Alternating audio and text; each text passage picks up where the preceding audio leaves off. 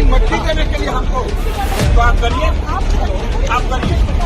मट्टी देने के लिए अपने धार्मिक प्रयोजन के लिए किसी परमिशन की जरूरत नहीं। गरीब के हक के लिए लड़ते हैं, गरीब के लिए आवाज उठाते हैं। आप जैसे महान पत्रकार उनको माफिया कहते हैं। क्या किसी के जनाजे में शामिल होने के लिए परमिशन लेनी पड़ती है? क्या लोकतंत्र में धारा 144 के बाद भी किसी की मृत्यु में शामिल नहीं हो सकते? क्या जिले का अधिकारी कानून से खुद को ऊपर समझता है? ऐसे बहुत सारे सवाल हैं जो सोशल मीडिया पर गूंज रहे हैं।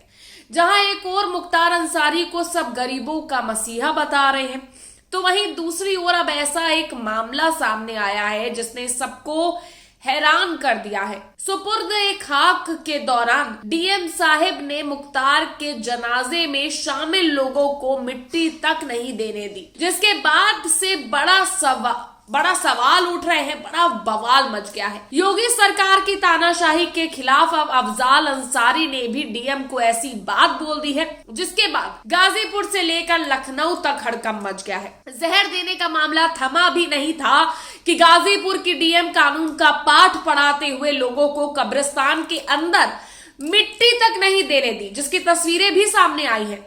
सोशल मीडिया पर तो बहुत बड़ा बवाल मचा हुआ है। तमाम दिग्गज पत्रकारों से लेकर यूजर्स ने सरकार की आलोचना करी है, वहीं डीएम पर कड़े शब्दों से निंदा की है, जिसके बारे में आपको एक एक बात बताते हैं। लेकिन उससे पहले इस वीडियो को देखिए, कैसे डीएम साहिबा गाजीपुर के सांसद अफजाल अंसारी से बहस कर रही है। देखिए इस वीडियो को। कुछ भी हो, आप हमारी मट्टी देने के लिए हमको, तो आप करिए, आप करिए। मट्टी देने के लिए अपने धार्मिक प्रयोजन के लिए किसी परमिशन की जरूरत नहीं।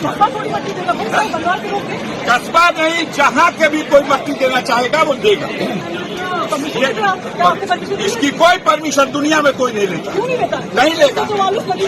144 के बाद भी किसी की मट्टी और जनाजे के लिए आप नहीं रोक सकते। देखा आपने, ये डीएम है जो साफ इनकार कर रही है कि इतने लोग मिट्टी नहीं दे सकते, इतने लोग मिट्टी में नहीं जा सकते। क्या किसी कानून में ऐसे लिखा है कि किसी के जनाजे में इतने लोग शामिल नहीं होंगे, इतने लोग शामिल होंगे? क्या इसका भी ये दायरा है? अगर यही कोई हिंदू होता तो क्या डीएम साहिबा ऐसा बोल सकती है? ये सवाल भी सोशल मीडिया पर लोग उठा रहे हैं। एक हिंदू पत्रकार ने तो डीएम साहिबा के लिए बड़ी बात तक लिखी है।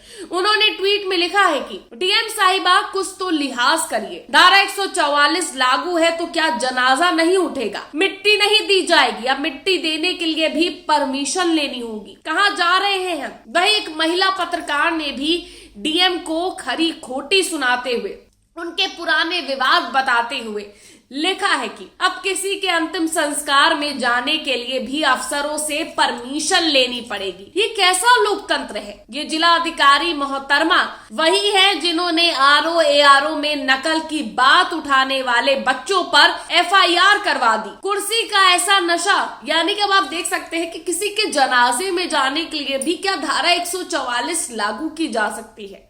ये क्या माहौल होता जा रहा है कि अगर किसी को मिट्टी देना, यानी कि कहते हैं कि वो मिट्टी देना एक बहुत भला काम होता है, उसके लिए भी रोक लगाई जा रही है। एक और पत्रकार ने लिखा है कि गाजीपुर की डीएम साहिबा तय कर रही थी मुख्तार अंसारी को कौन मिट्टी देगा कौन नहीं। डीएम साहिबा ने परिवार के लोगों को कब्रिस्तान के अंदर दाखिल कर गेट बंद कर दिया। सांसद अफजाल अंसारी ने लोगों को अंदर ले जाने की कोशिश की तो डीएम साहिबा सांसद को धमकी दे रही है। सवाल ये है कि अगर धारा 144 लागू है तो क्या आप लोग किसी के जनाजे में शरीक होना बंद कर दे? आपको धर्म के बारे में थोड़ा ध्यान, थोड़ा ज्ञान रखने की आवश्यकता है कि धार्मिक कार्यक्रमों पर कोई पाबंदी नहीं होती है। अगर 144 रोक लगाती है तो क्या बाजार बंद कर दिए जाते हैं? ये तो एक मातम की घड़ी थी जिसमें सिर्फ लोग शामिल होने पहुंचे थे, सिर्फ लोग उस मातम की घड़ी में अंतिम विदाई देने पहुंचे थे। सोचिए, उस पर भी रोक, उस पर भी पाबंदी लगा दी गई। सोचिए डीएम कैसे लोगों को एक एक करके रोक रही है, मिट्टी तक देने से रोक रही है, उन्हें मना कर रही है। बता दे, ये भीड़ उस मसीहा के लिए आई थी जिसको सब अपना मानते थे, जिससे अपने दुख दर्द साझा करते थे। क्या हिंदू तो क्या मुसलमान, बच्चे से लेकर जवान तक जनाजे में शामिल हुआ। जो इस बात को बताता है कि उनकी जनता की अदालत में कैसे लोगों के साथ इंसाफ होता था।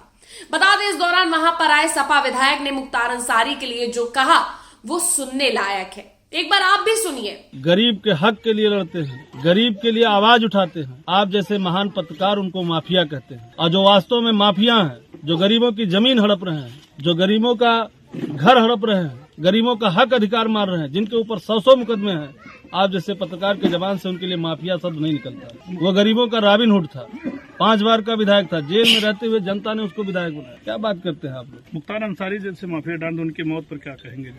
फिर आप कह रहे हैं मुख्तार अंसारी पूर्व विधायक और वहाँ के गरीबों की मसीहा हैं, और जो वास्तव में डान है, जिनके ऊपर 100 मुकदमा है।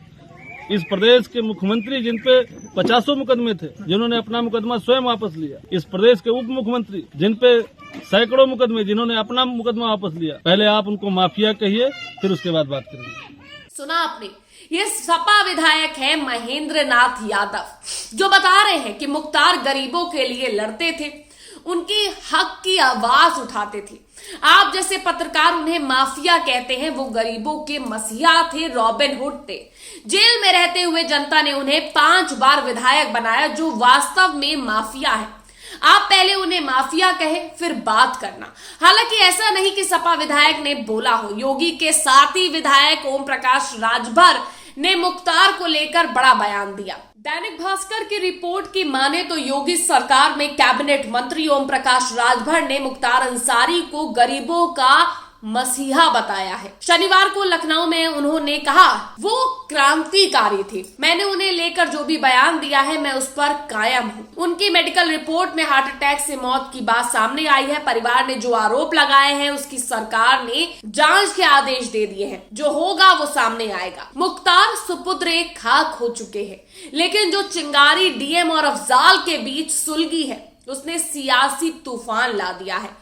एक पत्रकार ने 2 वीडियो शेयर करते हुए लिखा है कि इन दोनों वीडियो में आप देख सकते हैं कि कैसे डीएम गाजीपुर ने कब्रिस्तान का गेट बंद करवा कर लोगों को मिट्टी देने से रोका है। ये आज पहली बार देख रहा हूँ कि किसी के जनाजे पर भी धारा 144 लगा दी गई है, जबकि धारा 144 धार्मिक आयोजनों कार्यक्रमों पर लागू नहीं होती है। यदि होती तो जिन जिलों में 144 लागू है, उनके बाजार बंद क्यों नहीं किए गए? नेताओं की चुनावी कार्यक्रम क्यों बंद नहीं किए गए? देश की राजधानी लखनऊ में भी 144 लागू है, लेकिन क्या कोई सार्वजनिक क्षेत्र बंद किया गया है? एक और यूजर ने ट्वीट किया और लिखा है कि ये कानून कब बना कि किसी की मिट्टी में शामिल होने के लिए परमिशन लेनी पड़ेगी? ये कई बार विधायक और लोकप्रिय नेता रहे हैं। एक इंसान का जनाजा है, जनाजा बगल कांधे पर रखा हुआ है। मुख्तार अंसारी साहब के सगे भाई और मौजूदा सांसद अफजाल अंसारी के साथ जिलाधिकारी महोदया की भाषा और बर्ताव देखिए। ये दर्शाता है